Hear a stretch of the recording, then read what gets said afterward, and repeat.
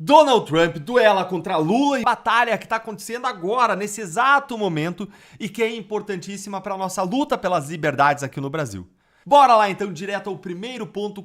É que a Polícia Federal é o único órgão que tem um equipamento capaz de acessar todo o conteúdo do aparelho, mesmo sem a senha, quando ele estiver desligado.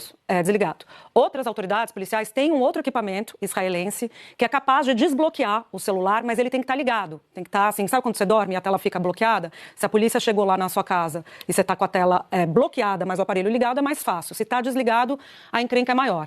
Bom, e por que tem tanto temor em Brasília, né, no caso do Banco Master? É porque essa tecnologia da Polícia Federal, ela é uma tecnologia que não é assim meio termo, ela vai extrair para análise só o que a pessoa quer especificamente sobre, vamos supor, Master e BRB. Não é assim que funciona. A perícia, ela extrai o que tem no aparelho e aí tem a análise desse material. Esse material analisado é usado para investigação. O resto não é usado, o juiz pode determinar que seja destruído, mas o medo que muita gente tem e que se fala, as autoridades com quem a gente conversa tal, é que parte do material que não seja necessariamente o alvo da investigação vaze, porque está tudo lá e tudo acaba sendo extraído de certa maneira. O Senado criou uma comissão para acompanhar a investigação do Banco Master. Então, foi a Comissão de Assuntos Econômicos, cujo presidente é o Renan Calheiros, e essa comissão, que tem 6 senadores, eles terão as seguintes capacidades, né? Eles poderão apresentar requerimentos de convocação de envolvidos e autoridades, requerimento de informação e apresentação de proposições legislativas. Olha só que interessante, dia 27 de abril de 2024, eu questionei a viagem de alguns ministros do STF a Londres por conta de um evento de palestras. No mesmo dia, o Poder 360 mostrou que quem bancou o evento e a viagem foi o Banco Master. Ou seja, essa história não começou agora, ela já estava posta e foi ignorada. E aí você pode perguntar, o que isso tem a ver comigo, né, todo esse escândalo? Vamos lá.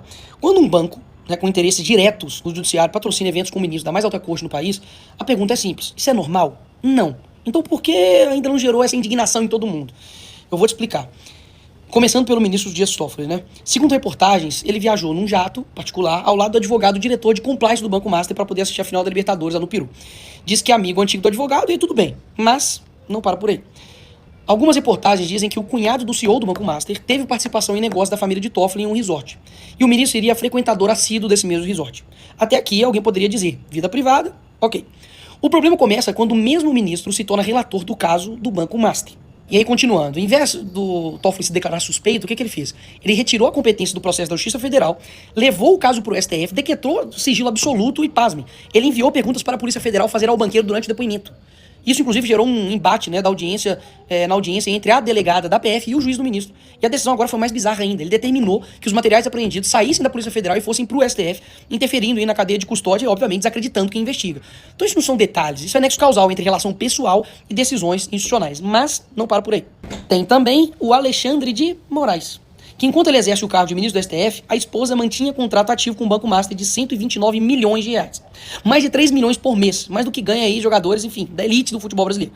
Então reportagens mostraram que o CEO do banco recebeu Moraes e políticos para jantar na sua mansão aí em Brasília.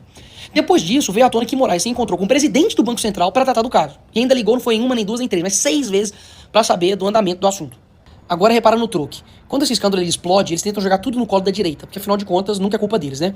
E o argumento é que pessoas ligadas ao banco doaram para campanhas de políticos da direita. O curioso é que as doações da direita elas são públicas, declaradas e dentro da lei. Se é de esquerda, amigo, bom, isso aí a gente nunca descobre, né? Mas fica aí a pergunta final. Que direita é essa que estaria sendo protegida por Toffoli e pela esposa de Alexandre de Moraes? É o mesmo STF que prendeu o maior líder da direita, o Bolsonaro, e que está colocando aí penas absurdas para o pessoal do dia 8. Então, assim, eles agora estariam agindo para poder defender essas pessoas, o pessoal da direita? Não faz sentido. Então, esse caso, assim, tá longe ainda de ser encerrado, ele é nebuloso, cheio de conexões que ainda precisam ser esclarecidas, de decisões que precisam ser explicadas, de fatos que eu não tenho dúvidas que ainda vão vir à tona. Então, não é um caso fechado, uma narrativa pronta, e muito menos algo que possa ser varrido, né, para debaixo do tapete com recortes aí convenientes. Então, tem muita coisa para acontecer, muita informação ainda vai aparecer, e o mínimo que se espera de uma instituição como o STF é transparência, imparcialidade e responsabilidade, né? Especialmente porque se trata da mais alta corte do nosso país. Então, o Brasil sim merece respostas e esse assunto, gostem ou não, não acabou.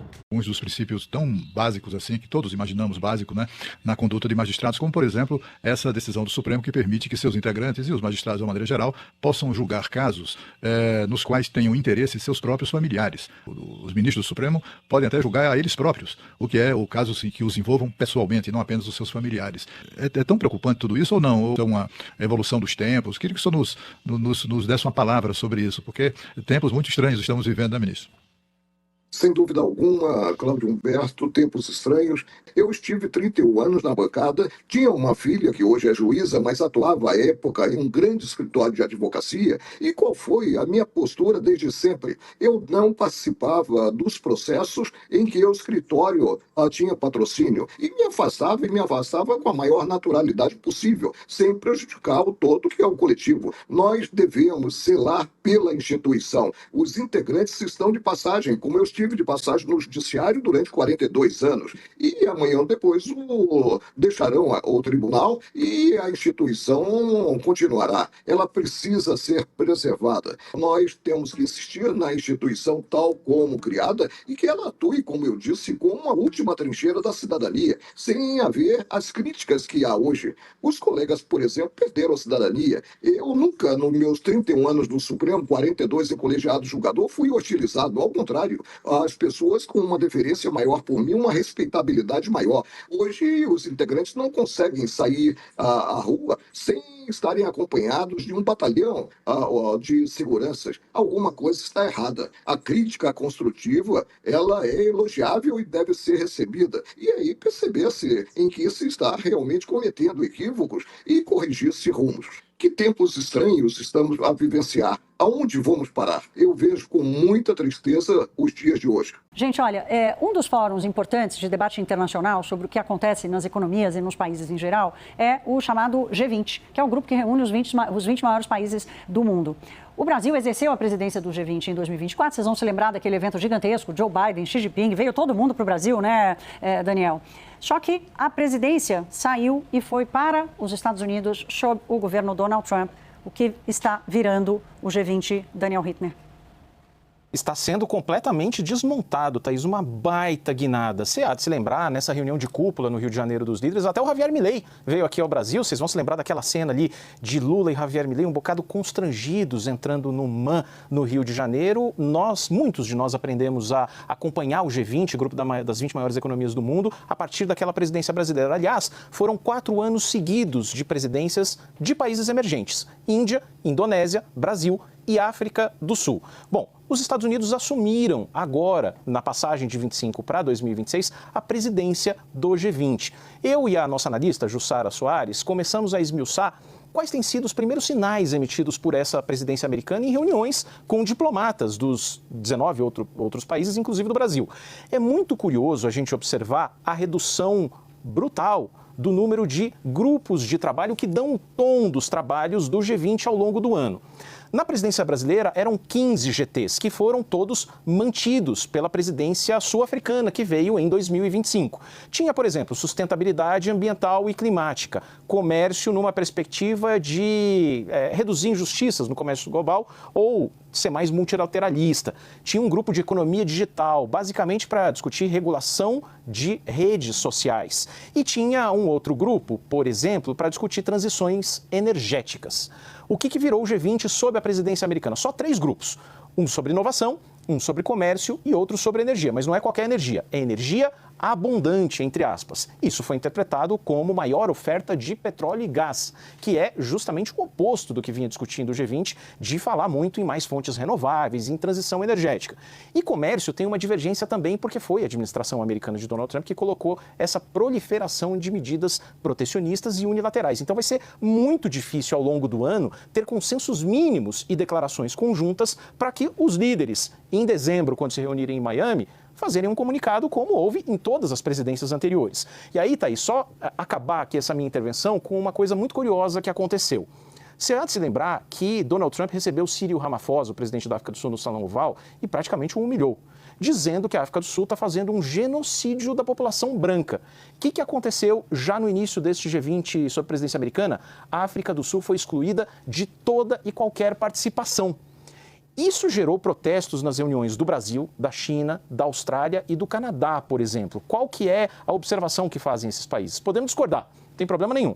Mas se o Reino Unido, que assume a presidência do G20 no ano que vem, tem alguma restrição, digamos, à Rússia, exclui a Rússia, já vira G19. Aí depois, se alguém tem alguma coisa contra a China, vira G18. Depois a China assume, vem uma restrição contra os Estados Unidos, vira G17. Então começa um a excluir o outro e no final das contas a gente não tem mais um G20. A gente tem um G19, 18, 17 e assim vai minando. Enfim, a gente está acostumado a ver Donald Trump corroendo muito esses fóruns multilaterais, mas agora, nos primeiros dias de janeiro, Trump assumiu a presidência do G20 e vem mais um fórum aí que está se desconstruindo e desmontando tudo que foi preparado pela presidência brasileira em 2024.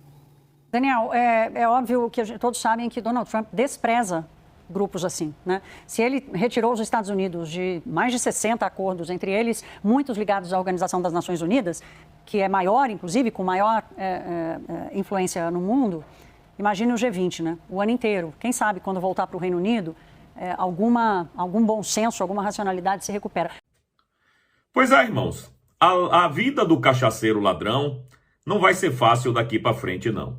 Todo mundo sabe que Elpoio Carvajal já entregou às autoridades judiciais americanas todo um dossiê onde ele mostra exatamente por onde é que entra o dinheiro sujo na Venezuela e como ele sai limpinho e branquinho através da PDV-SA, que é a Petrobras da Venezuela, digamos assim.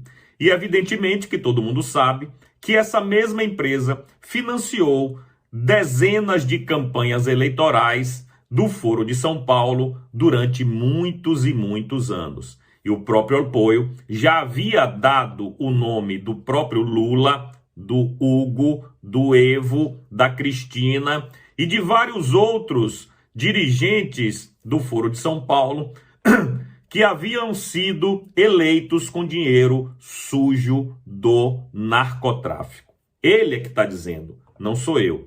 Mas não para por aí.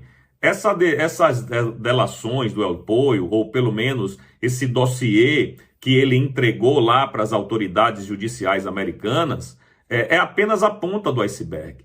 A decisão final sobre o que vai ser do futuro do Elpoio, saberemos no mês que vem, porque o juiz já marcou para o próximo mês a audiência onde ele vai dar o veredito sobre o destino do Elpoio. Porém, como todo mundo sabe, o próprio Maduro hoje está enjaulado em Nova York, numa cela solitária, evidentemente, onde ele não tem contato com nenhum preso.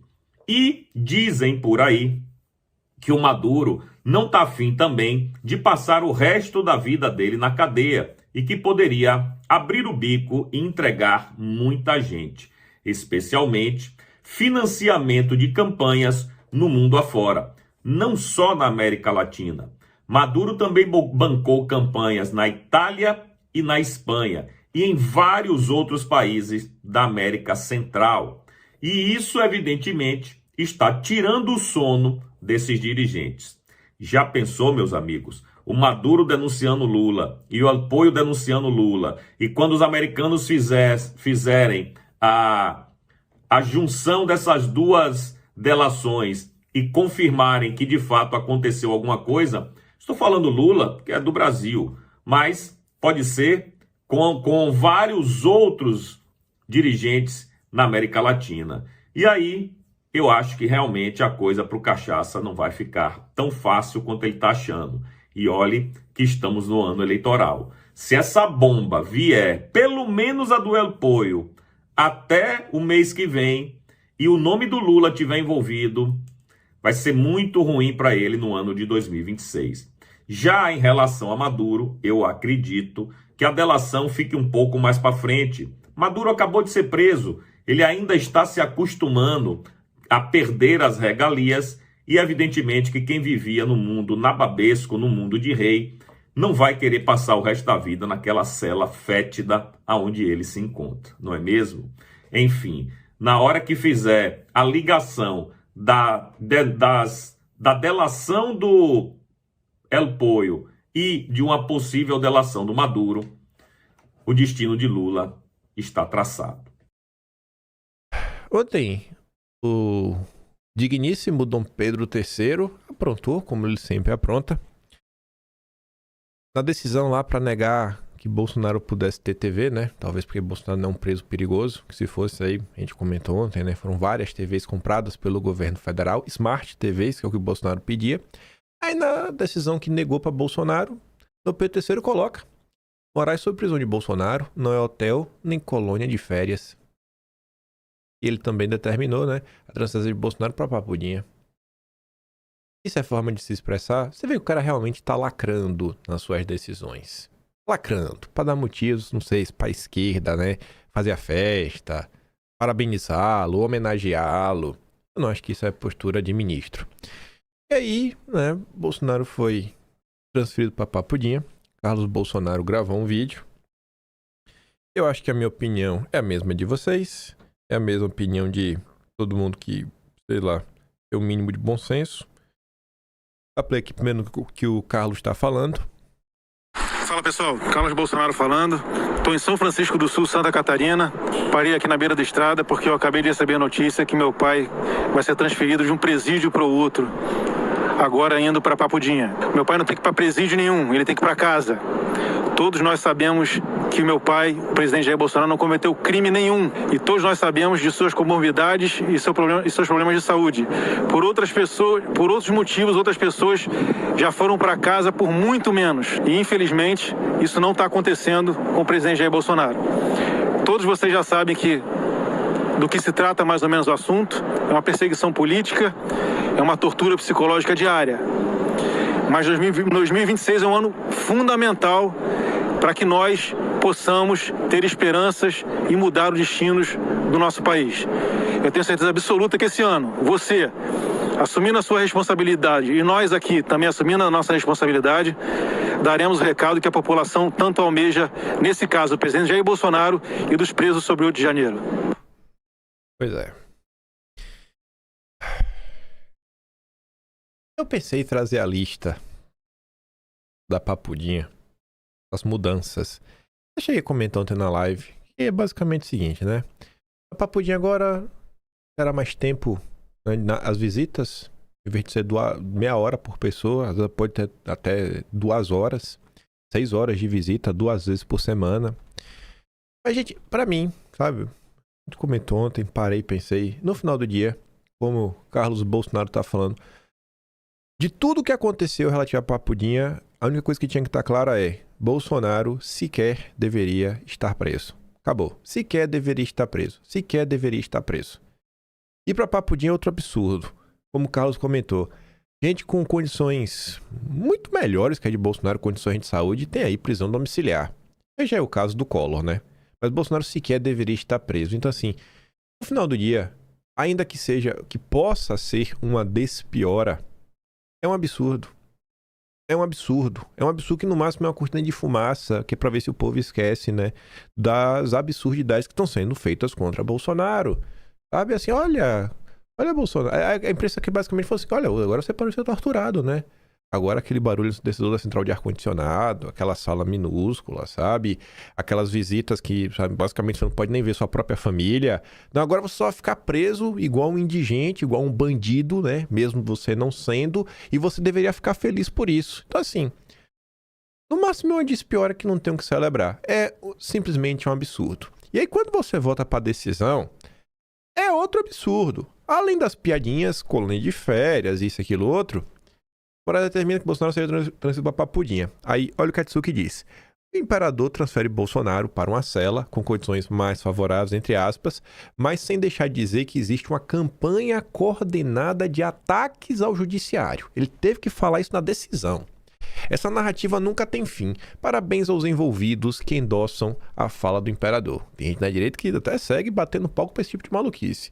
Mas tá ali, ó. O ministro lista privilégios concedidos ao ex-presidente. Não tem privilégio nenhum. Nenhum. Está sendo maltratado. Preso por um crime que não cometeu, enfim. Ele afirma que, mesmo nessas condições, houve uma sistemática tentativa de deslegitimar o cumprimento da pena por meio de críticas públicas feitas por familiares e aliados de Bolsonaro. Ou seja, criticar agora é um problema. E ele usa a decisão para lacrar. Ele virou o que agora? Moraes anexou na decisão vídeos e declarações dos filhos de Bolsonaro, que, segundo ele, difundem informações falsas sobre supostas condições degradantes na cela. Para Moraes, trata-se de uma campanha coordenada de desinformação para ataque ao judiciário. Ele afirma que a pena vem sendo cumprida com absoluto respeito à dignidade da pessoa humana. Não tá. Mas não tá de jeito nenhum. Nem Hélio Gaspari, jornalista da Folha, como Marcelo Coral estava comentando, 5 livros publicados sobre a ditadura brasileira, falando com absurda a questão, né, do barulho. Próprios jornais da imprensa falando sobre isso, sabe? O ministro afirma, porém, que a inverdade das reclamações não impedem que Bolsonaro seja transferido a uma cela especial com condições ainda mais favoráveis. Ele ainda lacra em cima. Aí, pra você ver, né, como isso se apresenta na decisão. Olha, prints. Flávio Bolsonaro no Flow. Flávio Bolsonaro conversando com a imprensa. Aí tá ali o marceneiro do Metrópolis. Na decisão de transferir Bolsonaro, Moraes coleciona a série de entrevistas de Flávio Bolsonaro reclamando das condições da prisão do pai. Vem ocorrendo uma sistemática tentativa de deslegitimar e regular o legal cumprimento da pena privativa de liberdade de Jair Messias Bolsonaro. É um absurdo, sabe? Tudo tá acontecendo um absurdo, do início até o fim. Do início até o fim. E só para terminar essa parte com a notícia positiva, ontem teve aí o Tarcísio falando com a imprensa, a gente comenta somente amanhã. Quero falar hoje do Banco Master, não deu para falar contento, e ainda vai faltar coisa que eu queria falar do Banco Master, sei que não vai dar para comentar hoje. Mas, bom desempenho de Flávio surpreende e faz Centrão reavaliar a estratégia. Caciques partidários, né, passaram a tratar a entrada do filho 01 de Flávio, né, na corrida, mas mais como uma realidade, menos como uma manobra para levar o pai da prisão. Que é uma fofoquinha? Botei isso mais ou menos por alto ontem, mas fala aqui. Na verdade, acho que eu contei lá no canal secundário, eu conto mais fofocas. Quando Flávio estava em Washington com Eduardo Bolsonaro, um cacique do Centrão ligou para ele. Um cacique bem conhecido do Centrão, com um tracking na mão. E um tracking que mostrava bons números, ótimos números. E esse cacique do Centrão ainda falou pro Flávio que o que aponta é que não importa quem ele escolher de vice, não tem impacto naqueles números que foram apresentados. E obviamente que o cara fala isso, talvez tenha até o interesse dele mesmo ser um vice. Aí fica no ar e isso aconteceu agora, né? Quando o Flávio estava lá em Washington, junto com o Eduardo e tudo mais. Isso aconteceu. A candidatura do Flávio vai decolar cada dia mais alto. Cada dia mais alto. Ontem eu tava fazendo, inclusive, live com o pessoal, e aí uma tia do Zap minha, tia Helena, tava comentando. Ela tava... não sei se ela tava eu sei que a sobrinha dela falou com ela, tia, por que a senhora bolsonarista, como assim? Defende ele. Ela já meteu o migué. Não, sou até amiga dos filhos de Bolsonaro. Só que depois ela falou, não, vamos conversar qualquer outro dia, né? E aí eu tava comentando com o pessoal, e a mesma coisa que fez Bolsonaro ganhar as eleições de 2018 e ter a votação que ele teve em 2022, não foram os canais de direita, não foram jornalistas de direita, não foi a União da Direita, não foi nada. A força de Bolsonaro reside na população. E é esse comportamento que vocês possuem de chegar, conversar com o primo, com a sobrinha, com o tio, com o pai, com a mãe, com o irmão, com o colega de trabalho, com o colega de escola, com o amigo do futebol. Gente, só vocês acessam essas pessoas. E a candidatura do Flávio, ela dá prazer, né, de você militar. É igual se fosse a candidatura de Bolsonaro, a gente faz com boa vontade, a gente tem paciência pra aturar, né, todas aquelas groselhas e ficar na insistência, esperar aquele pedacinho pra gente tentar trazer a pessoa pro nosso lado. A candidatura do Flávio vai decolar.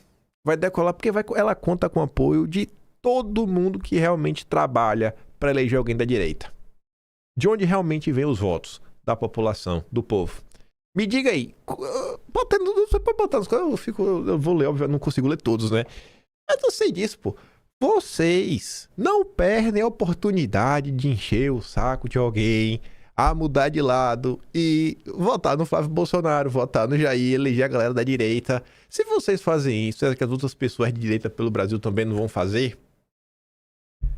Flávio 2027, viu? E eu sentado do lado do Jair na posse. Eita, Jair, vai ser nós dois. Mas vamos lá, vamos lá. Vamos falar dos donos do poder. Novo inquérito que foi aberto. Será que a Malu Gaspar vai ser presa? Talvez, né? Até os jornalistas, os deputados poderiam ajudar, né? Nesse processo para criar uma confusão maior. Mas a gente chega lá. Começando pelo começo do dia de ontem, o jornalista de estimação do André Esteves, Lauro Jardim, vem falar que a decisão de Toffoli e o movimento de desestabilização das instituições que investigam o caso Master. Oh, tá colocando o Toffoli como um cara que ataca as instituições. Ele é antidemocrático, Lauro Jardim? Aí tá, né? A controvertida decisão de Toffoli de determinar que a PF entregasse lacrados e acautelados ao Supremo todos os bens e materiais apreendidos ontem, na segunda fase da Operação Compliance Zero, foi entendida de acordo com autoridades que participam da apuração das fraudes do Banco Master como parte de um movimento de desestabilização das instituições que estão investigando o escândalo. O movimento que incluiu a pataquada empreendida pelo TCU, né, sobre o Banco Central nas últimas semanas, com ameaças de suspensão da liquidação do Master, entre outras ameaças, e a esdrúxula acariação entre um diretor do BC e 2 acusados antes da tomada de depoimento dos 3 pela PF. Não vi nada demais. Agora o Lauro Jardim tá enchendo, né, de vários adjetivos diferentes, né? Não sei o que ele quer falar com isso. O que eu sei, e isso daqui é relevante para o novo inquérito das fake news que foi aberto. Quem vai reforçar isso vai ser o William Vac. Vocês viram que a gente comentou, saiu pela imprensa, né? Essa história do resort, da família de Totó. E aí falava lá do Toffoli, tudo mais dos irmãos dele, tá acontecendo lá do fundo. Aí temos uma nova informação, que é o quê? O resort ligado à família de Toffoli cai nas mãos de advogado da JF, os irmãos Batista. Toffoli muda de ideia, materiais apreendidos no caso Master devem ir para a PGR, entenda porque Toffoli voltou atrás e autorizou buscas contra Vorcaro. E não é qualquer advogado, não. Esse advogado, inclusive, é cunhado do irmão mais velho deles, né? Dos Batista. Pega a matéria completa e lê a matéria do André Chaldes. E aí o André Chaldes faz duas ponderações e um questionamento, que eu não entendi onde ele quer chegar com isso. Ele fala assim, atenção, em dezembro de 2023... Dias Toffoli suspendeu a multa de 10 bilhões de reais dos irmãos Batista. Você ganhou 10 milhões de... Você deixou de gastar 10 milhões. Em abril de 2025, um advogado que é sócio e talvez testa de ferro de chefões da JF comprou o tal resort da família de Toffoli. Será que ele pagou só o valor de mercado? Eu não estou entendendo... Eu não tô entendendo por que o André Chaldes fala da multa de 10 bilhões, a JF deixou de pagar, e depois ele pontua aqui, o advogado da JF, que talvez seja o testa de ferro, comprou o resort. E aí, pergunta de valor de mercado, ele quer falar o quê?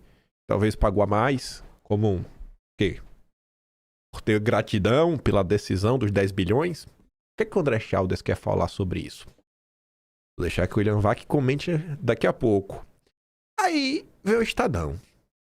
Toffoli tem novo recuo e autoriza a Polícia Federal a periciar material apreendido em operação. Que ele negou, depois ele mandou pra PGR. Ele negou e mandou levar pro Supremo. Aí depois falou, não, pode levar pra PGR. E agora ele já tá deixando a polícia periciar também. Mas não vai, né? Tá barata voa. Toffoli restringiu acesso a provas do caso Master 2 vezes em um mês. Realmente está muito confuso tudo que está acontecendo. Aí, no dia de ontem, depois que inclusive já foi aberto um novo inquérito, mas ontem a gente teve aí uma super reunião, contou com a presença de... Tá ali, né? Cruz do Banco Master falou convocar a reunião no Planalto com Dom Pedro III, Paulo Gonet, Galípolo, Alckmin, Haddad, Wellington Silva, que é o novo ministro da Justiça. Ele, acho que é ele. E o Andrei da PF, entre outras autoridades. Muita gente já tá até se questionando, né? Será que isso aqui é um novo acordão? Tipo aquele lá da área da Lava Jato, né? O Supremo com tudo. Aí o Gil Diniz fala o seguinte, né? A notícia de que Lula, ministros, a PGR, o comando do Banco Central, Dom Pedro III, se reuniram para discutir o caso do Master acende um alerta grave. Quando tantos representantes do poder se sentam à mesma mesa por causa de um escândalo financeiro, é sinal que o problema pode atingir a todos, né? A pergunta inevitável é sobre a independência entre os poderes. Por que eles se unem, né, em situações como essa? O PT talvez tenha motivos aí para estar preocupado com o escândalo do Master. Não, motivos que inclusive já tem até um próprio nome, um nome que tiraria o sono do PT. A gente vai falar disso já já. Mas vamos ver aqui o que a Globo está falando. A reunião feita hoje pelo presidente Lula no Palácio do Planalto, estiveram presentes no encontro o ministro Alexandre de Moraes, que ocupa interinamente a presidência do Supremo, o procurador-geral da República, Paulo Gonet, e o presidente do Banco Central, Gabriel Galípolo. Isso, além de ministros da área econômica. A gente vai direto para Brasília saber mais dessa reunião com a Beatriz Borges. Boa tarde para você. Oi, Júlia, boa tarde para você, para todos que nos acompanham aqui na Globo News. Essa reunião começou por volta das 11 horas da manhã. Agora há pouco ela foi adicionada na agenda do presidente Lula. Como você disse, ela envolveu vários ministros, como, por exemplo, o ministro da Fazenda, Fernando Haddad. Também participou o vice-presidente Geraldo Alckmin e também representantes de instituições, como, por exemplo, o procurador-geral da República, Paulo Gonet, também o presidente interino do Supremo Tribunal Federal, nesse momento, o ministro Alexandre de Moraes, também participou o presidente do Banco Central, Gabriel Galípolo, o secretário da Receita, Robson Barreirinhas, também participou dessa reunião. Enfim, foi uma reunião que reuniu diversas autoridades, entre elas também estava o diretor-geral da Polícia Federal, Andrei Rodrigues, e também o novo ministro da Justiça, Wellington Lima e Silva. Inclusive, Informação importante, que não está ali no comentário da Pri. Robson Barreirinhas, da Receita, representando a Receita. E ele é um cara do Lula, o Barreirinhas. É um cara do Lula. Receita. A Receita está... Isso é relevante. A Receita não tem nada a ver com o Banco Master, mas tem a ver com o novo inquérito. Chegaremos lá.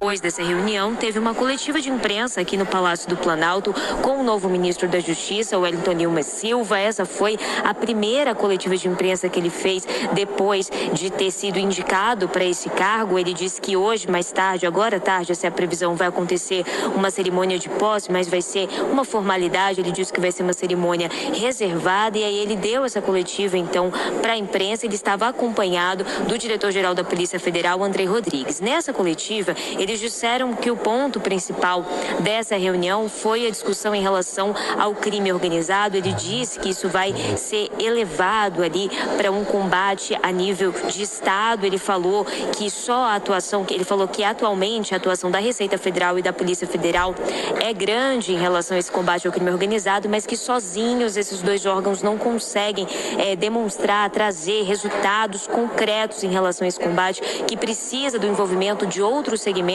como o Ministério Público e o Judiciário nesse combate, porque existem medidas que passam pelo Ministério Público e pelo Judiciário. Ele disse que essa reunião foi nesse intuito de integrar esses segmentos no combate ao crime organizado. Ele falou também que a questão do Banco Master também foi discutida durante essa reunião, mas ele falou que foi um dos eixos da reunião. Então, ele disse que o ponto principal teria sido essa questão do combate ao crime organizado. A gente separou um trecho aqui de uma fala dele durante essa coletiva de imprensa em que ele fala sobre essa possível abordagem a respeito da questão do Banco Master. Vamos ouvir o que ele disse.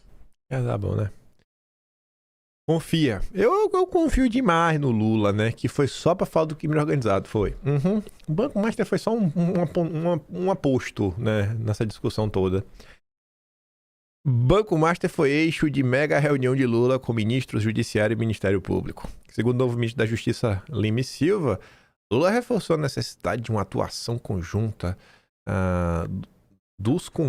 né? Vixe, ficou dobrado ali a palavra. Atuação conjunta dos órgãos de Estado para combater o crime organizado. Será que está sendo montado um grande acordão em troca do silêncio do Paquito? Aí, falei que esse negócio da Receita era relevante. A gente comentou dias atrás sobre possíveis vazamentos de informações dos ministros e seus familiares pela Receita e pelo COAF. O que se falava. Mas sobre o que? Assim, né? Foi mal. Vazou o quê? O que vazou? O que vazou? Que suspeita é essa? Aí agora a gente começa a ter mais informações. Porque ficou naquela... Eu realmente fiquei sem saber que vazamento teria sido esse. Diz Estadão. Moraes abre inquérito sigiloso, do jeito que a gente gosta, para apurar se Receita e COAF vazaram dados de ministros do Supremo. Investigação de ofício instaurada após o quê? Notícia sobre o contrato da mulher do ministro com o Banco Master e de negócios de irmãos de Toffoli com fundo investigado. Procurados Supremo, Receita e COAF não se manifestaram. Aí você entendeu o que eu tava falando aqui, que isso aqui é relevante? Isso aqui tem a ver com o novo inquérito? Como é que o André Schauder soube disso? Foi em abril de 2025, foi comprado. Agora, valores o André Schauder não sabe, né? Os valores envolvidos. Aí a Thalita disse, e não é que Dom Pedro III abriu mais um inquérito sigiloso? E esse foi gostosinho, viu? Aí vem aqui o Alessandro Vieira, fingir indignação, né? Vender virtude. Os ministros Toffoli e Dom Pedro III tentam de todas as formas constranger e ameaçar a PF e a Receita de abuso de poder escancarado. Não conseguem explicar relações com investigados e transações milionárias, então partem para a intimidação. Ah, mas e aí, senador? Ah, você falou, você agora virou o quê? Twitteiro? Tá, e aí? Você, enquanto senador, só tem isso para falar?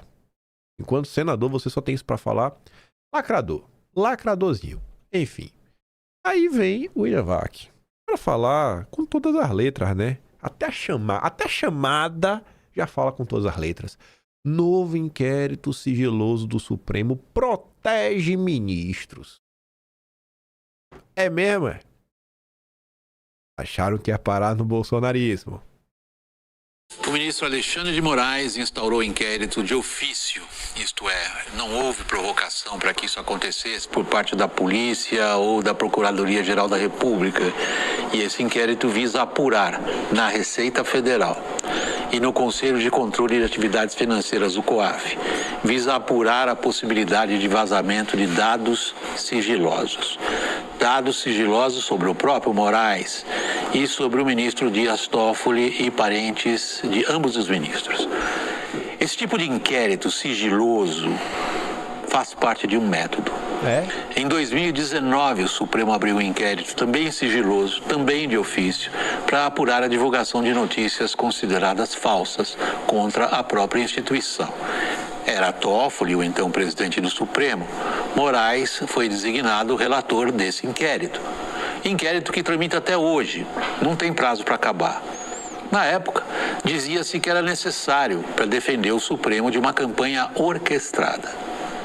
O inquérito agora aberto é para saber quem vazou para a imprensa a informação de que o escritório de advocacia da mulher de Moraes tinha um milionário contrato com o dono do Banco Master, liquidado por suspeita de fraude.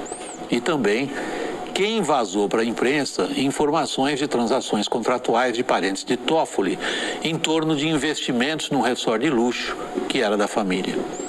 Em outras palavras, sem ser provocado pela PGR ou pela polícia, o Supremo está agindo para proteger interesses pessoais de integrantes da corte. Pois não foi o vazamento em si, mas o conteúdo das informações, até aqui não desmentidas, que causou grande constrangimento e enorme perda de legitimidade para a própria instituição. É o que costuma acontecer quando indivíduos se acham donos das instituições. E eles não são os donos das instituições, não? Eu acho que nesse momento caberia talvez aos deputados de direita fazerem vários ofícios já pedindo a prisão preventiva de jornalistas, busca e apreensão. Tá na hora, né? Esse papo aí de... O precedente já foi aberto. Agora é na hora de botar o povo sofrer junto, né? E no pedido, assim, falar... Porque eu ainda bota assim, expresso no pedido. Estamos fazendo contra jornalistas que abertamente defenderam todos os métodos, ainda bota assim, arbitrários contra o bolsonarismo por supostamente o Brasil estar diante de ações antidemocráticas. Eu acho que devia fazer isso. Sério mesmo, sem piada nenhuma. Eu acho que devia fazer, velho. Devia tocar o terror.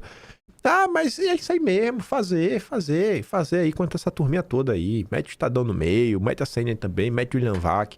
Bota todo mundo pra entender, pra ver se conseguem entender que você não apoia a perseguição. Porque quando você apoia a perseguição não para. Ela continua crescendo até chegar em você e lhe queimar. Parabéns a... Isso aqui, gente, o William Vac está deixando claro. Não é inédito. Está acontecendo de novo. No mesmo padrão, sem provocação da PGR, aberto de ofício, sigiloso, o inquérito para investigar. O inquérito das fake news, lá atrás, ele também começa indo para cima da Receita. Também por vazamento de dados. A gente comentou sobre isso em dezembro. Tá até aqui fácil, ó. Só pra vocês relembrarem, quem for uma thread escrita na época até pelo Ivanildo. Deixa eu ver se eu botei aqui. É aqui mesmo. Não tá escrito esse tema no Atlas, né? Mas no mês de dezembro a gente falou sobre isso. Lá no Atlas, dentro do capítulo chamado Os Intocáveis, o último subtema se chama A Origem do Mal. Aí tá ali, ó.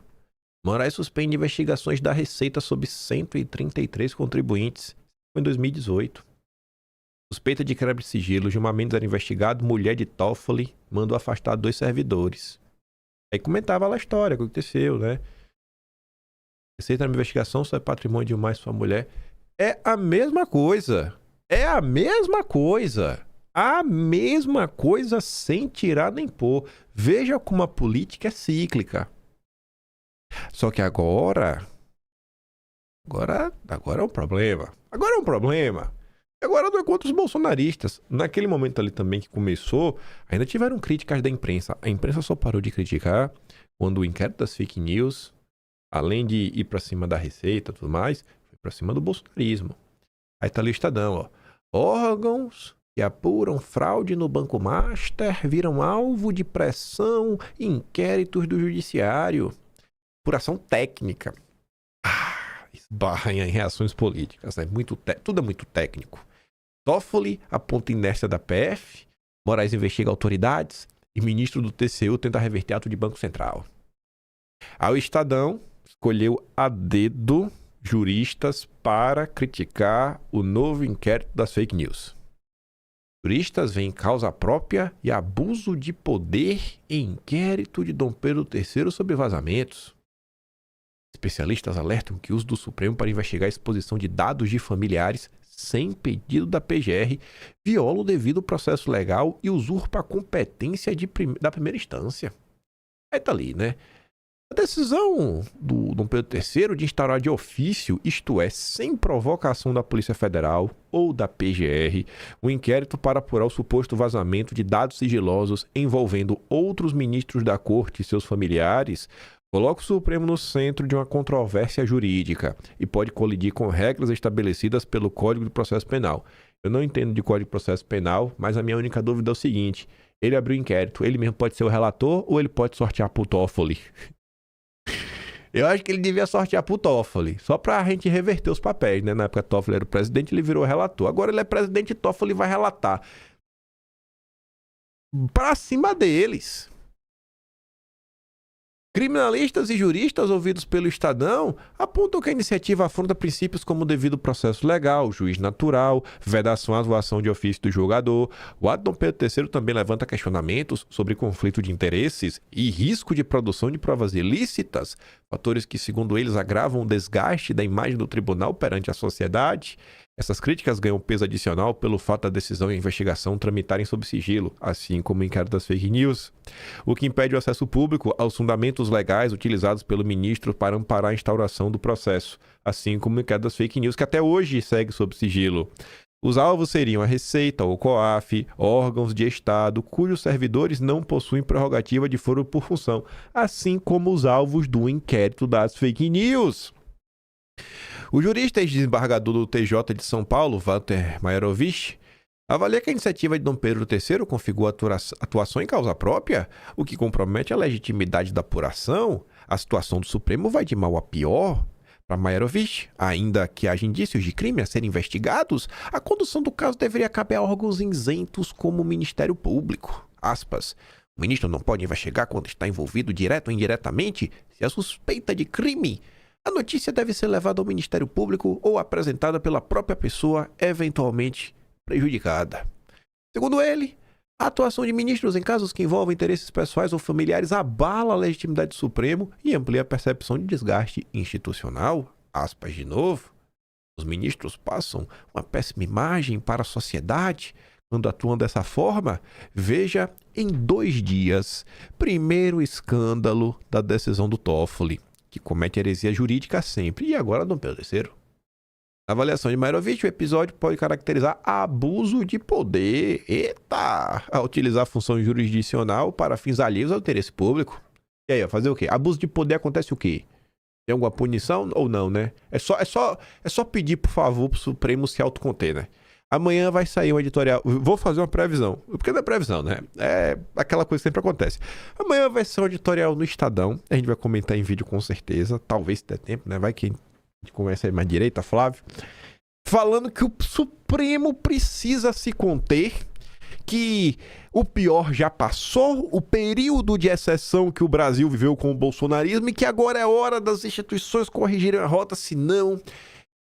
a imagem que elas têm frente à sociedade vai desmoronar. Que ainda há tempo para correção de rota. É o mesmo papo de sempre. Talvez eles relembrem, não, eu fui até o Faquinha, rapaz, prometeu um código de conduta, assim.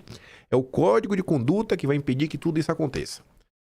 Eu quero saber quando que, assim, realmente, assim, vai entrar em crise total e vai acabar esse papo furado de autocontenção, e a imprensa vai começar a cobrar medidas concretas para resolver a situação. Aí eu vou ficar feliz, viu? Já no plano processual, o professor de Direito Penal da FGV, Tiago Bottino, avalia que o caso não é de competência do Supremo, aspas. O juiz pode requisitar ou determinar a instauração de inquérito, tem essa previsão expressa no artigo 5º do Código de Processo Penal, mas ele determinar a abertura de inquérito significa que ele mandará uma informação para a polícia, dizendo que há indícios de um crime que deve ser investigado, mas esse crime não é da competência do Supremo. Esse é o inquérito que deveria ser instaurado se houver indícios da prática de crimes pela Polícia Federal. E ele vai tramitar na primeira instância. Faz o pedido da PF, vê se é plausível ou não, e vai para a primeira instância. Se a vítima é um ministro do Supremo, sua esposa ou qualquer pessoa, só tem foro por prerrogativa de função quando o autor exerce uma função pública. Além da discussão sobre a competência do Supremo, e aqui o autor não é a vítima, né? É o autor.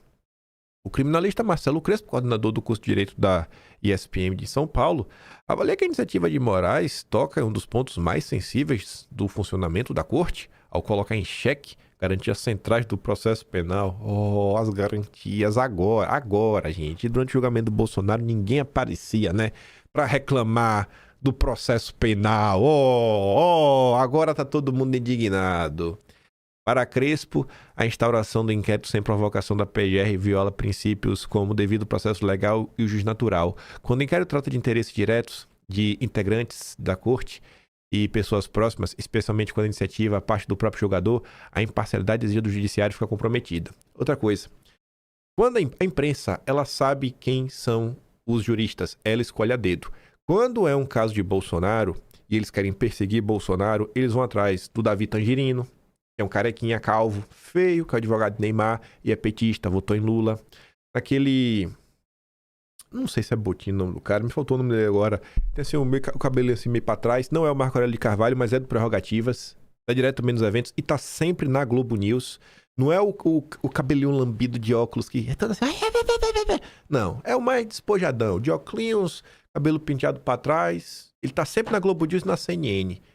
É do Prerrogativas também, faz os eventos pro PT. Quando a imprensa quer perseguir a direita, a imprensa vai atrás desses. Quando a imprensa quer ir atrás do judiciário, pode pegar. Eles sempre vão atrás desse Marcelo Crespo, sempre, principalmente o Estadão.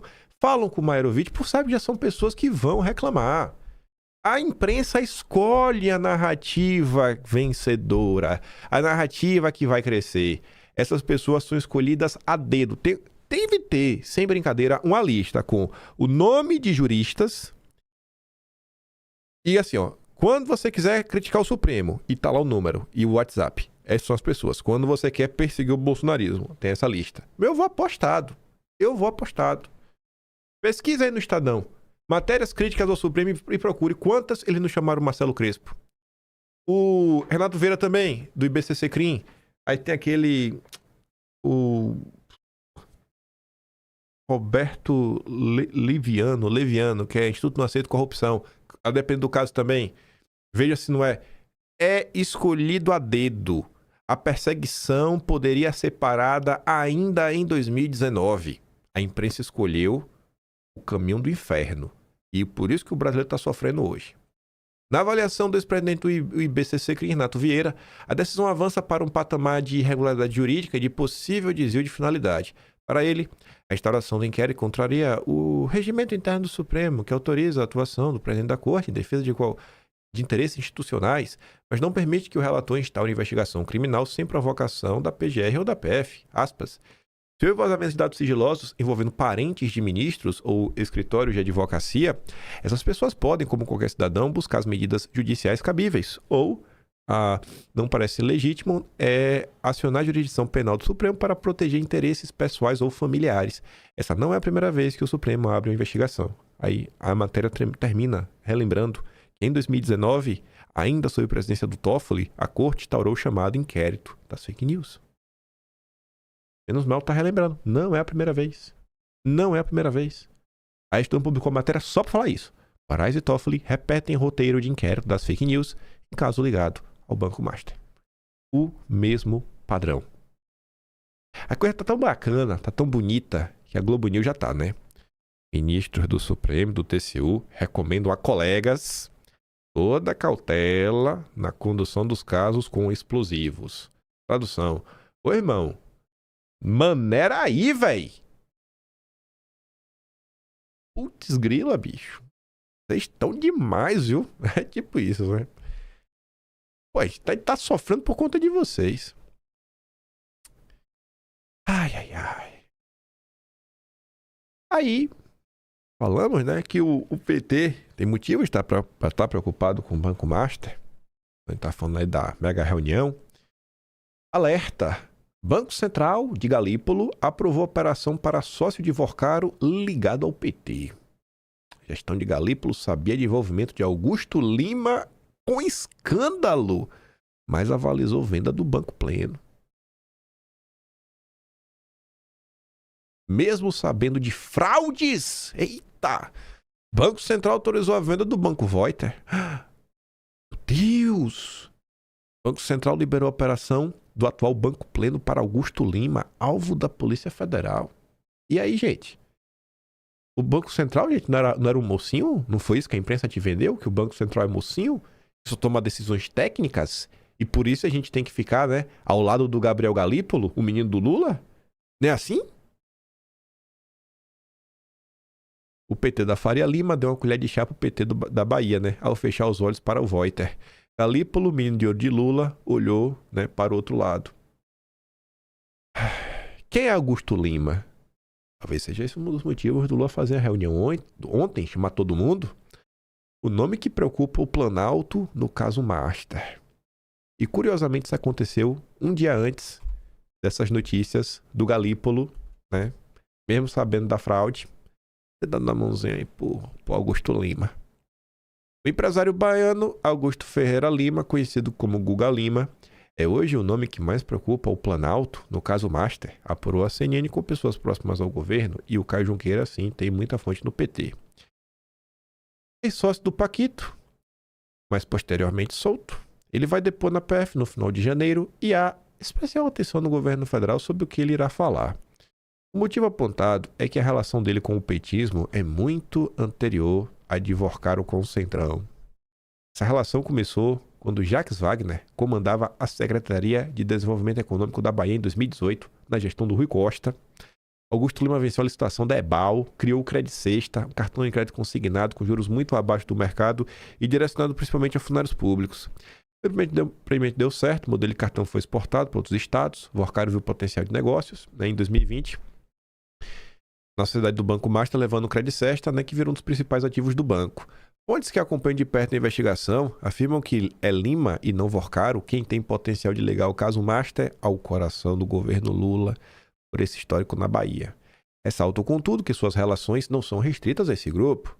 O Augusto Lima também seria próximo a Semineto, aí dizem que também seria próximo do João Roma, para ele na Bahia. E aí ainda vem falar o seguinte, né? Lima, aliás, é casado com Flávia Pérez, que era Flávia Arruda, ex-ministra de Bolsonaro. Mas pelo menos colocou informação importante, que é o quê? Que deixou a política, né?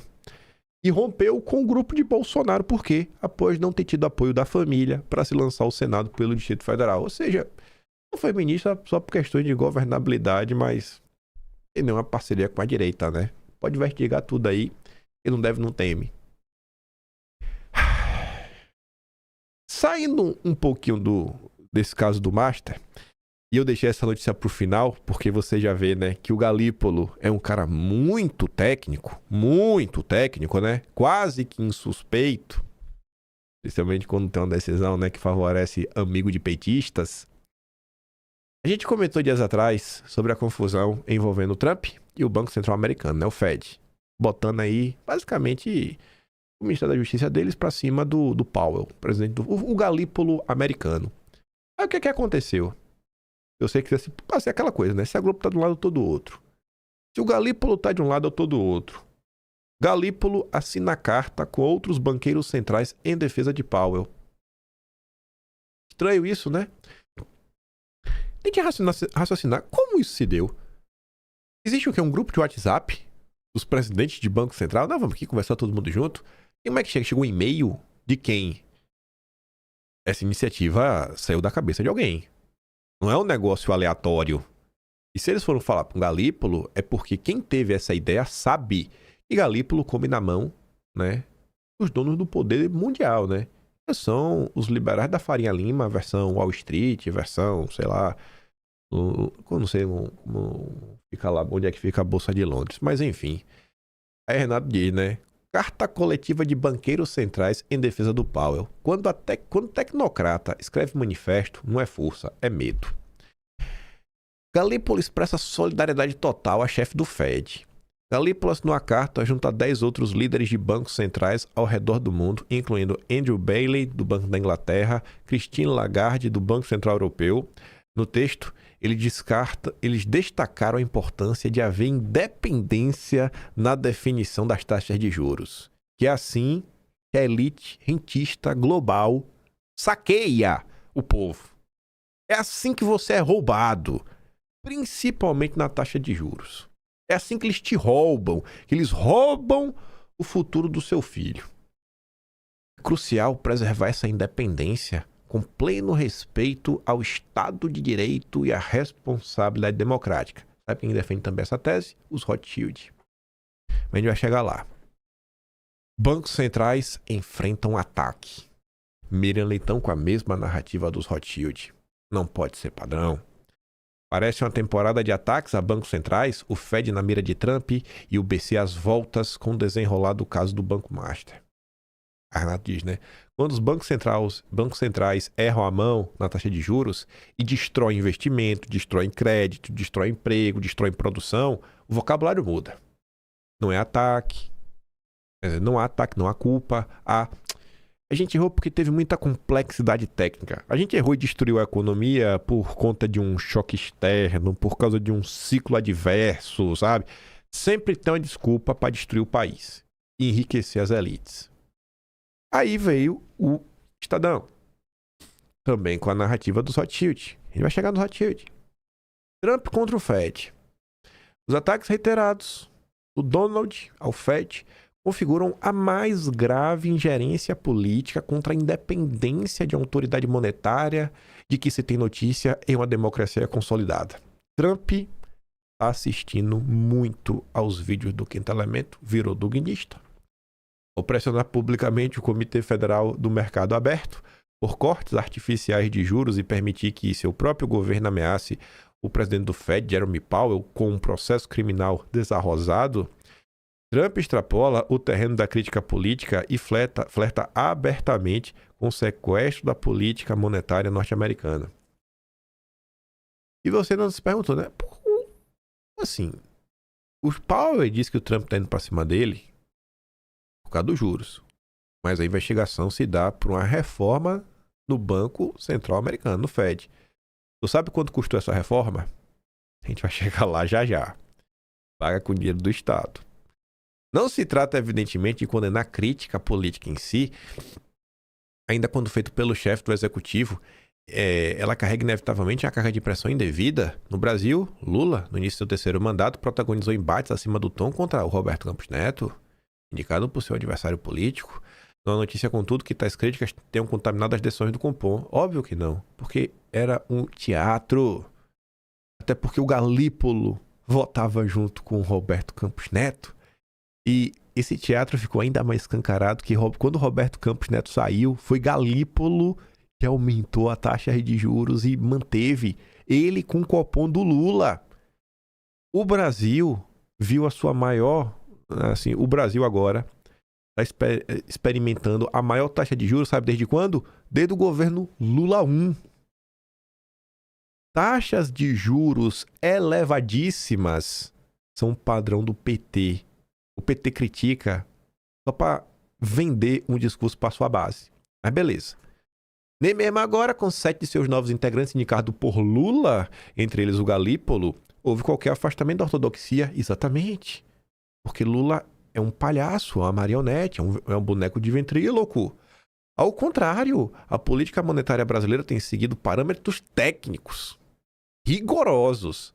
Toda vez que o Banco Central tem uma política monetária que no final do dia leva à destruição nacional e à destruição do futuro das crianças brasileiras, é algo técnico.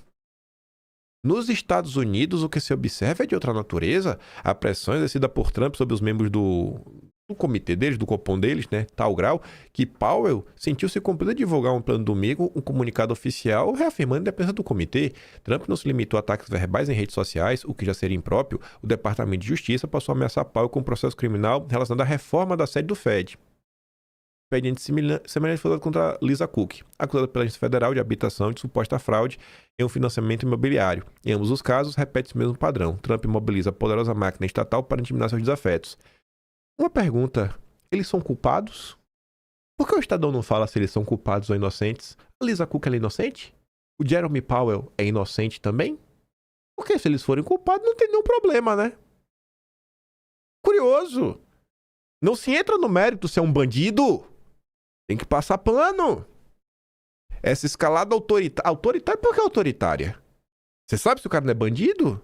Extrapola qualquer noção aceitável de crítica política. Trump parece decidido a submeter o Fed aos seus desígnios. Não por acaso, seu único indicado ao Copom, até agora, Stephen Miran, tem votado isoladamente nas últimas 3 reuniões por um corte de 0,5%, né, dos juros, em contraste com o restante do colegiado. Tudo indica que Miran cumpre a missão política previamente definida pela Casa Branca.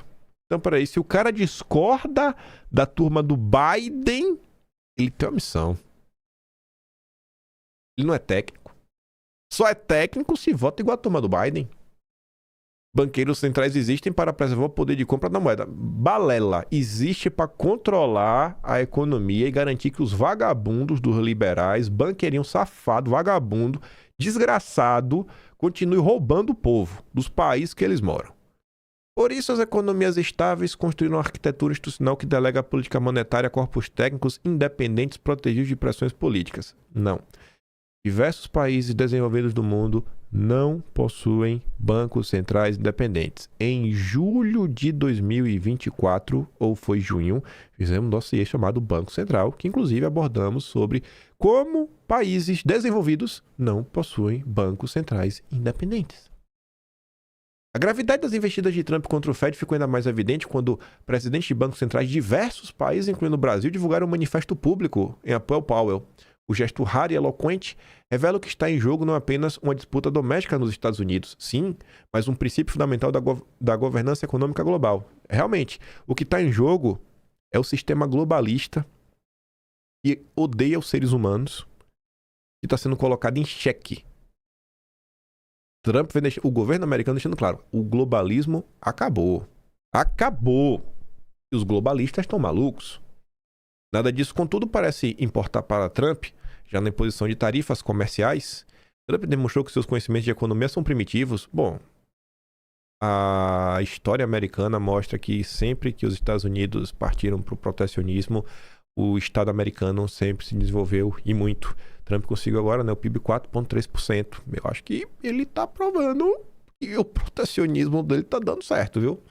Não é nada não, viu? O ataque frontal ao Fed escancara o desprezo de Trump pelas instituições, em última instância pelo próprio Estado de Direito. Um presidente que não respeita nem sequer as instituições de seu próprio país dificilmente respeitará os limites da convivência internacional. Para Trump, impera a lei do mais forte, dentro e fora dos Estados Unidos. Aí veja. A frase de Powell.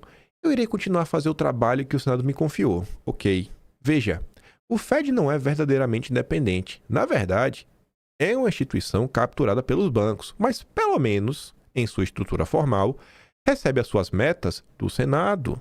E no Brasil? Pois é, já ouviu alguma menção do Banco Central ao Congresso? Nada mais capturado e cínico que a tal independência do Banco Central. Só que falar disso é ataque. Da mesma maneira que o tal ataque às instituições ou à democracia. Eu tô lendo aqui a treta do Fed com o Trump só hoje, né? O Arthur descrevendo. A história tem muitos pontos engraçados. Por exemplo, os liberais e os bancos, eles gritam pela independência do Fed. Mas na hora de pagar uma reforma de 2,5 bilhões de dólares, o dinheiro sai do Estado. Estranho, né? Vocês acham que isso é pouco, gente? Uma reforma de um prédio custar 2,5 bilhões. Reforma de um prédio? 2,5 bilhões, rapaz, dá pra construir um prédio, né? Meu Deus do céu. Ah, Jerome Powell. Aí, antes de entrar na crítica dos Rothschild, você tá vendo o comportamento do Galípolo junto com Augusto Lima. Mesmo sabendo, né, da confusão, autorizou. Augusto que é próximo do PT. Não me vê com esse pai da decisão técnica do Banco Central do Lula, né? Juntinho com toda a turma globalista. Aí, Banco Central independente, né? É o que eles falam do Brasil. Itaú conversa com Guilherme para substituir Mesquita, dizem fontes. Caso a contratação seja feita, Guilherme se juntaria ao Itaú após cumprir um período de quarentena de 6 meses. Um praxe depois que diretores deixam o Banco Central. Vocês entendem o que eu falo para vocês? O cara tá trabalhando no Banco Central e tal, e já tá conversando, vai trabalhar no Itaú. E levar todo o conhecimento que ele adquiriu, né? Os contatinhos, o network.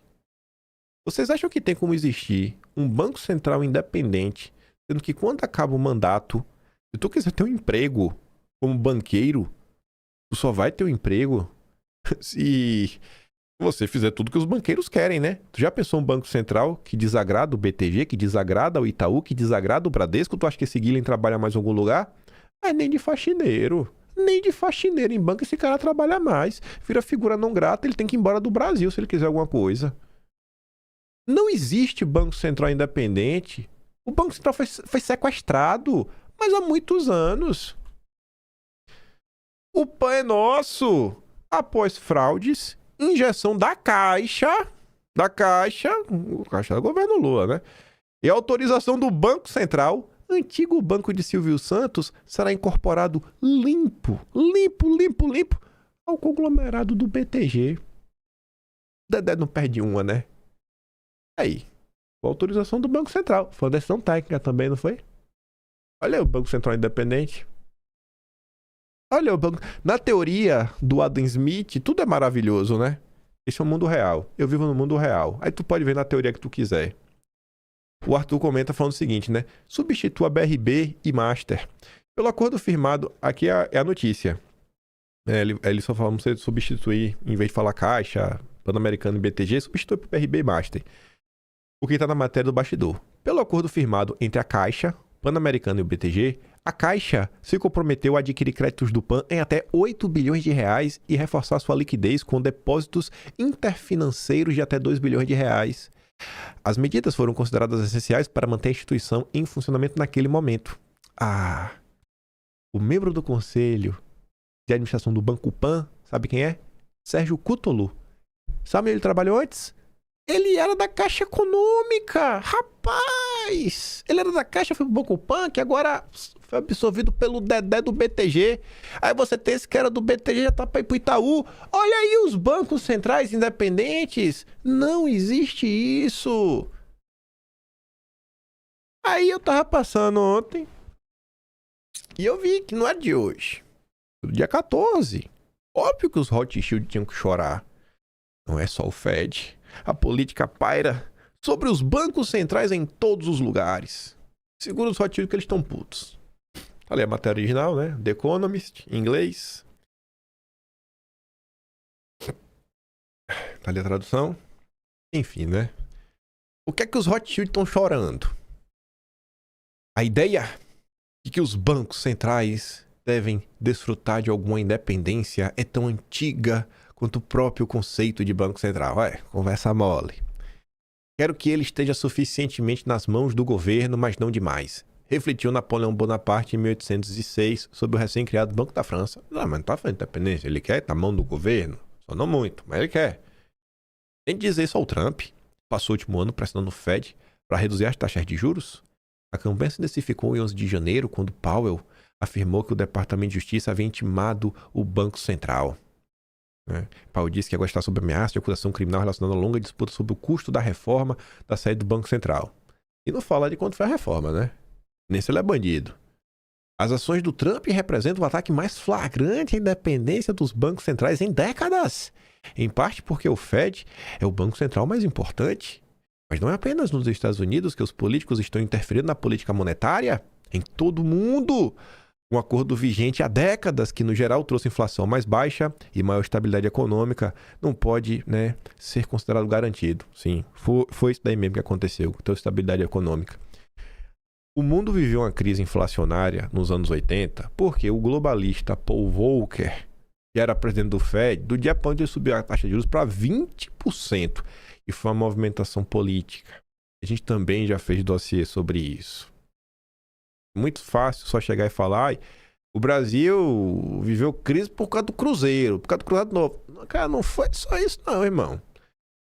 Sem analisar a taxa de juros de 20% do Fed, você não entende nada. Mas essa história ninguém quer contar, porque se você contar essa história, bagunça a narrativa mainstream.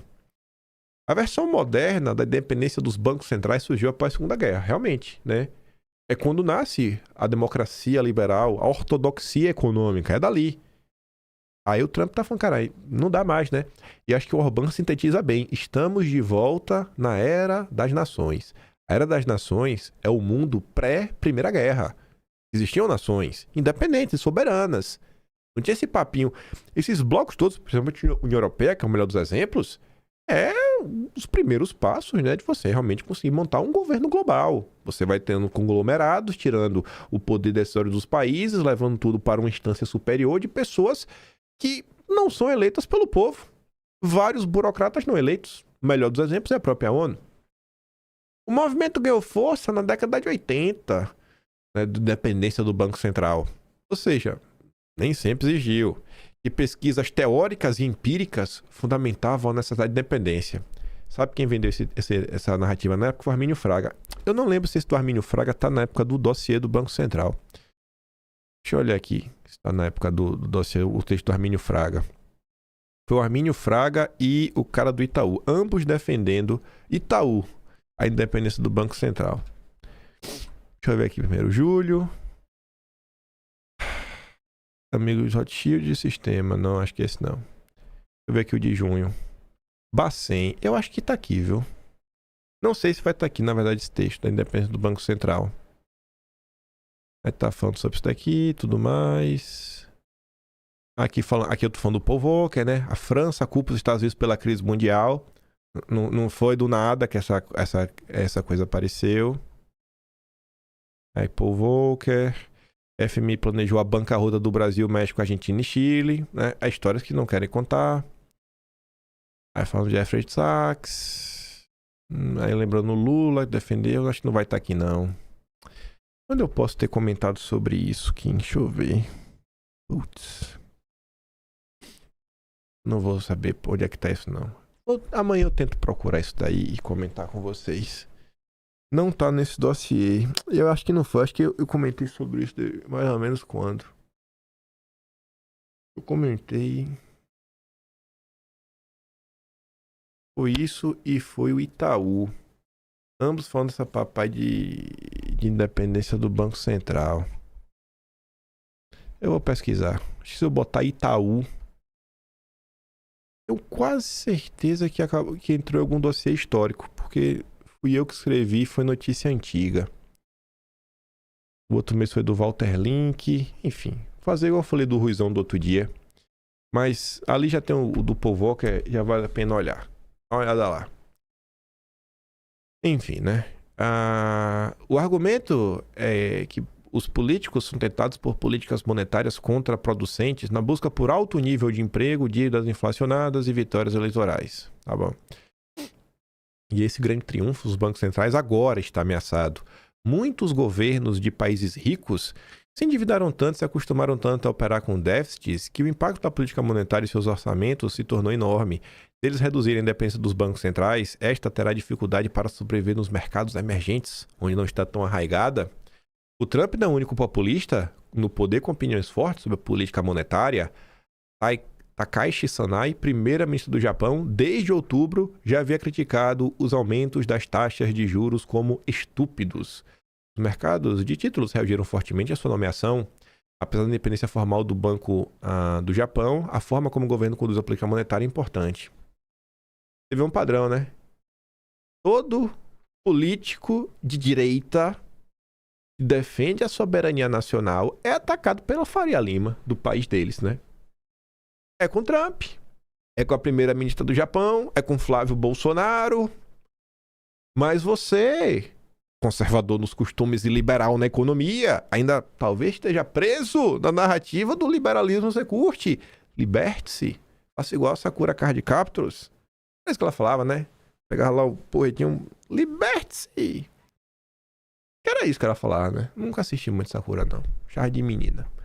Em outros lugares, os populistas monetários não estão no poder, mas aguardam nos bastidores. Aí, quem que tá aguardando no bastidor para ir pra cima do Banco Central? Na Grã-Bretanha, tanto o Partido Populista de Direita, Reform UK, que lidera as pesquisas, quanto o Partido Verde, Partido de Esquerda, se opõe à alta taxa de juros proposta pelo governo. A direita no mundo todo está contra a independência do Banco Central, as políticas rentistas e os juros altos. Só no Brasil, bicho, que fica a gente como Tarcísio com aquele discurso idiota. Ai, o Brasil paga juros de 15% por causa da política do Lula, o governo gastador, o Lula nos faz ter uma política de juros altos. Pelo amor de Deus, gente. Conversa mole. Conversa mole. Conversa mole, sabe? Sabe onde é que teve muito gasto? Na pandemia.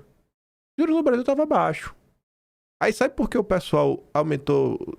Nem vou entrar. O pessoal fica, não, porque agora vai ter muito dinheiro circulando, aí vai ter aí os países vão sofrer uma inflação pós-pandemia, muito dinheiro circulando e tudo mais, já vamos aumentar a taxa de juros desde já. Aí veio aquele aumento absurdo lá do Campos Neto, que começou a subir os juros.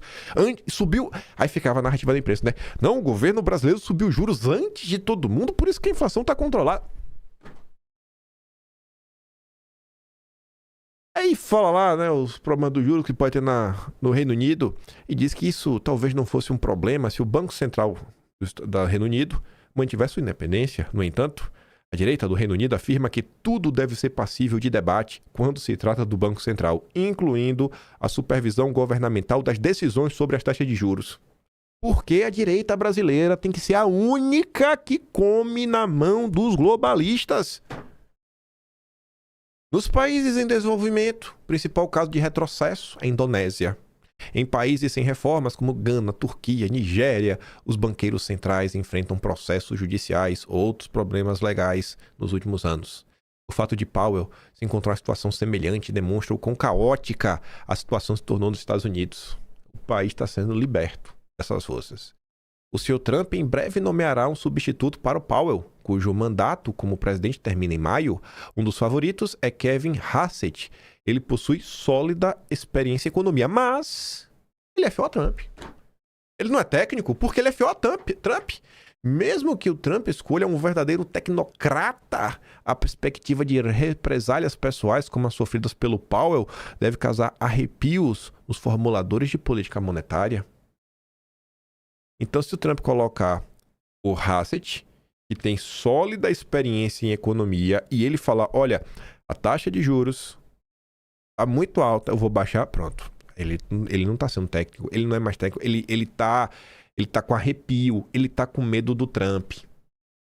Aí, veja só. Haddad ontem cobriu o Brasil. Dívida pública sobe por causa dos juros, não do déficit fiscal. O déficit fiscal brasileiro é pequeno. O déficit primário, qual o problema? É o déficit nominal. Só que os indicados para o Banco Central são do Lula, 7 de 9. Os indicados do Lula no Banco Central dizem que os juros está alto porque eles têm que perseguir a meta de inflação. A meta de inflação, quem define é Haddad, Simone Tebet e Galípolo. O governo tem 2 votos. Qual é o nome do conselho? Esse é agora o nome do conselho. Mas enfim, são eles que definem. O Lula podia falar para o Haddad, Simone Tebet, vota aí 4,5%. Muita gente acha que 4,5% para o Brasil, um país de desenvolvimento, estaria muito ok. E aí tem uma banda de 1,5% para cima e para baixo. Mas não. Aí, essa postagem do Haddad de ontem, essa postagem aqui, ó, só que em números. Falando do déficit brasileiro. Antes, o Brasil estava com déficit no primário de 1,5%. Aí, quando você colocava os juros da dívida, o déficit total, que é o que realmente importa, estava em menos 4%. A relação dívida-PIB, ela não vai abaixar enquanto você não tiver um déficit, um superávit nominal, né? Se não tiver um superávit nominal, irmão, não vai para lugar nenhum. Você teve um primário, tá? A sua empresa faturou 10 mil reais, gastou 8 mil de conta, funcionário, imposto, sobrou 2 mil. Mas você tem um empréstimo para pagar de 5 mil. Não dá para pagar o empréstimo. No dia que o Brasil tiver superávit nominal, aí tá bacana. Aí a gente sai de um cenário, né? Déficit de 1,5, nominal 4. Liberal. Ai, o risco fiscal, sobe o prêmio. Meteu o juro em 15%. Segundo o levantamento do Banco Central, cada 1% que aumenta de juros aumenta o impacto no ano em 50 bilhões do que se paga em juros. 50 bilhões a cada 1%. Estava em 10, saiu para 15. São 250 bilhões por ano. O governo Lula meteu imposto na Shopee, no AliExpress, para faturar 8 bilhões. Os 5% são 250. Será que não era melhor tirar o imposto do povo? Porque 8 comprado com 250, baixa 1% na taxa de juros, bota em 14 e deixa o povo comprar sem imposto. Dá até desconto, pô. Dá até um desconto agora no AliExpress. Você deixa de ganhar 8, mas você vai economizar 50, só baixa 1%. Aí agora, o governo conseguiu um déficit primário de menos 0,3 e o déficit nominal tem 8. Aí vem o liberal. Aí o fiscal piorou. Vamos botar mais juros. Sim, gênio. Piorou porque você subiu juros para 15%, seu desgraçado. Aí o meu amigo Donald Trump mandou na lata do Constantino ontem que ele é um propagandista chinês. Porque o meu amigo Trump, ele não fala se você suporta free trade, você é pró-China. Ele fala assim, ó, se você é anti-tarifas, you are pró-China. Pró-China! De que lado vocês vão ficar, velho? Vocês vão ficar do lado de Elia Jabor? Elia Jabor e Constantino estão do mesmo lado. Eu tô do lado do Trump. Eu tô contra o Galípolo, eu tô contra o Powell, eu tô contra o Supremo. Não dá pra estar com o pé nas duas canoas. Não me vem com esse liberalismo clássico do lado do Smith que não cola. Aí, o Tatsuno Toko, inclusive, relembrou uma postagem dele. 12 de junho de 2024. Por que o Trump tá falando que se você é um liberal, você está a favor da China? Nós fizemos um dossiê histórico nesse final de semana, onde Roberto Simonsen, em 1935, Se você não assistiu, assista, que vai fazer muito sentido com o que eu vou falar agora. O Roberto Simonsen, ele faz uma retrospectiva histórica, não apenas no Brasil, de 1500 a 1935, passando pelos diversos ciclos econômicos brasileiros, falando de quando o Brasil implementou algumas medidas de proteção da indústria nacional e como isso ajudou o Brasil até alguma indústria, que inclusive Olavo de Carvalho reconhece que se não fosse as ideias do Roberto Simonsen, inclusive Olavo cita um economista romeno, que quem traduziu o livro dele para o português foi o Roberto Simonsen. Olavo fala que foram essas ideias que criaram a base da indústria brasileira, o pouco que a gente ainda tem. Enfim, e aí o Roberto Simonsen passa não só pela história do Brasil, como a história de países, mostrando que França, Inglaterra, Estados Unidos, todos esses países também utilizaram proteções para proteger a economia nacional, a economia de seus países, para gerar emprego no seu país e ajudar a sua população. E quando não aconteceu isso, foi porque esses países estavam liderando a corrida tecnológica. Então, se você consegue produzir os melhores produtos pelos melhores preços, de forma que ninguém no mercado consegue competir com você, você vai lutar para não ter imposto. Porque você quer vender o seu produto. Só que se você vender só o seu produto, as indústrias nacionais vão quebrar. E aí são milhões de empregos, porque a maior parte dos empregos, principalmente os empregos que pagam bons salários, normalmente estão associados às indústrias. Aí o Tatu no Toco, e aí você vai entender porque o Trump falou do Prochina, ele coloca ali, ó. Ele relembra uma postagem dele de 12 de junho de 2024, um ano e meio atrás. Num futuro muito próximo, os Estados Unidos vão estar defendendo o protecionismo e a China livre mercado, porque hoje a China consegue produzir em alta escala e em baixo custo. Só existe uma coisa que permanece sempre igual. Quem sobe, chuta a escada. Eu subi, eu tô no topo, agora eu ficar sozinho aqui no topo. Fui surpreendida com o design dos carros elétricos que encheram o Salão de Pequim, maior evento do setor automotivo em 2024. Tem um montão de marcas domésticas da China. A competição é enorme, mas o sucesso vem disso e da abertura e inovação. Protecionismo não protege nada. O que é que Trump está protegendo? Principalmente o mercado de carros nos Estados Unidos. Quando vocês vão se libertar das amarras que sabotam o Brasil desde que o Brasil, sei lá, já era império já. Os Rothschild, se você não viu os nossos dossiês históricos também sobre o Rothschild, não chegou aqui agora. O empréstimo que o Brasil, o primeiro empréstimo que começa a criar a dívida brasileira, que é para ficar independente de Portugal, o dinheiro foi emprestado com os Rothschild. Até quando o Brasil vai seguir? Assim, a direita brasileira vai ser a única do mundo que é marionete do globalismo? Porque não estuda nada, porque não, se você não concorda com os liberais, você é comunista, você é duguinista, você é caçabista, você é isso, você é aquilo outro. Arthur traz aqui uma postagem do Mubadala. Fundo Soberano de Abu Dhabi. É um país que está comprando o Brasil. Abu Dhabi está comprando o Brasil, em linhas gerais. O Mubadala ainda comprou 50% da rede de academias Bluefit por 464 milhões, hoje com 184 unidades. Já no agro, o fundo virou acionista de referência da Ativus, ex-Odebrecht, e investe em biometano e etanol de milho. A Odebrecht era ruim, pelo menos era brasileira. Agora aí você tem o Mubadala. Aí o Arthur comenta o seguinte, e ali tem vários braços do Mubadala no Brasil. Eles já estão na infraestrutura, eles já estão no agronegócio, eles estão nos serviços financeiros, eles estão em educação, eles estão no fitness, eles estão no varejo de alimentação, estão em evento de mídia.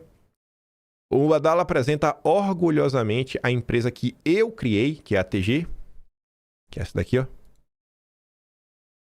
É o serviço financeiro. Para alterar o Arthur criou para alterar a estrutura do sistema financeiro brasileiro e se libertar desse liberalismo oligopolista que vivemos.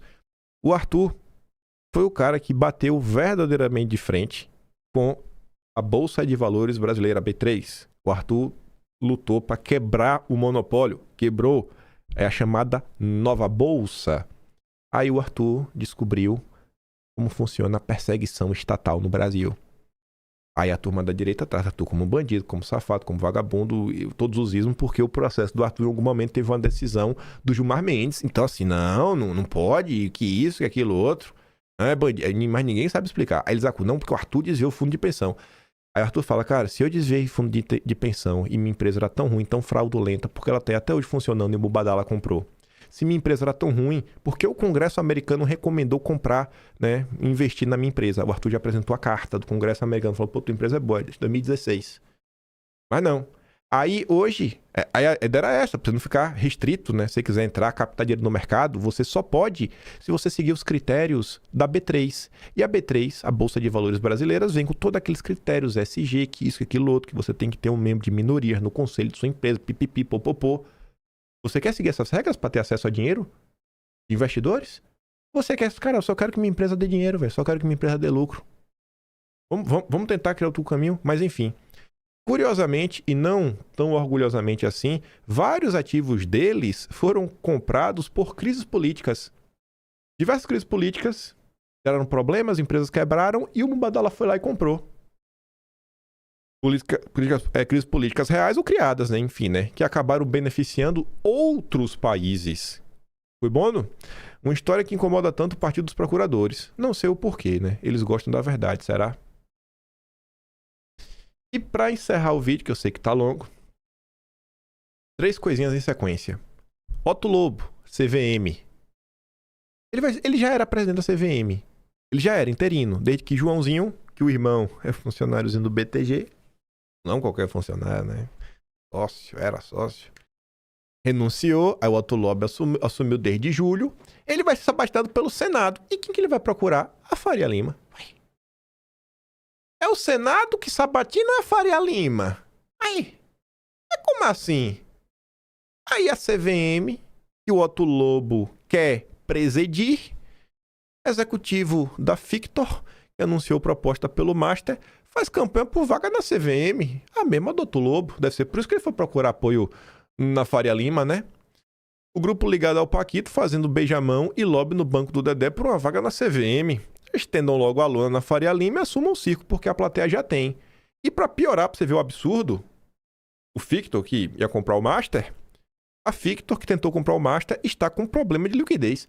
Tá com problema de liquidez e quer indicar gente no CVM. Aí você pode escolher, você pode viver no mundo real, que são essas pessoas, porque a política é feita de seres humanos. Por isso que eu apoio o Bolsonaro e por isso que eu não apoio ideias. Né? Ideias são muito lindas, mas se não tem quem as execute, não vai para lugar nenhum.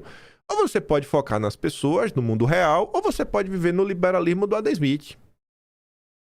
Aplaudindo aí os Rothschild, aplaudindo a Faria Lima, sabe? Aplaudindo quem tá jogando contra a direita brasileira, quem financia o regime.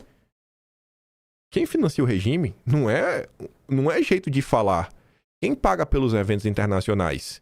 Quem paga os grandes contratos de advocacia? Quem compra resorts de luxo? Gente, não é jeito de falar. Não é jeito de falar assim. Reflita sobre o país que você vive. Toda a direita global tá errada. Só a direita brasileira que tá certa. Toda a direita tá errada. Só a direita brasileira que tá certa. Tá bom. Beleza. Eu vou ficar com a direita global, né? Eu vou ficar do lado errado. Vou mandar lá no Telegram o vídeo da Globo. Pai, teve outra notícia aqui agora dessa da Fictor. Tô olhando aqui pro lado. Deixa eu abrir aqui, ó. Deixa eu ver o que é. Tô vendo aqui que me mandaram no WhatsApp. Pra terminar com chave de ouro, rapaz. Olha isso, não é possível não, viu, vai. É muita espertinho, viu. Pera aí. Olha. Pra terminar com chave de ouro. Receba, olha. A régua ética da Faria Lima não é fixa. Ela sobe e desce conforme o negócio do dia. Como se conjunto indicar pra CVM alguém ligado à Fictor depois de tudo que vê à tona. Executivo da Fictor e 2 outros nomes são cotados pra vaga na CVM. O grupo financeiro tentou comprar o Master um dia antes da liquidação do banco. Ai. Macacos me mordam. Terminar de gravar aqui e falar, Renato, Usei o teu tweet em vídeo. Tu nem imaginava que o tweet que tu fez acabou entrando no dossiê de hoje. É brincadeira isso. O que é que eu ia falar? Ah, tá os vídeos que é mandado no Telegram, né? É o do William Vac, o do Carlos e a turma da Globo News. Se gosta do meu trabalhinho, quiser dar um pouco mais, passa mesmo no canal. Tem um botão de valeu, tem um Patreon na descrição e tem um Atlas brasileiro, kimpaim.com.br. A loja disponível é de novembro. Vejo vocês amanhã. Fiquem com aquele grande beijo e abraço. Pensem que direita vocês querem construir nesse país. E vejo vocês amanhã. Falou, galera. Fui!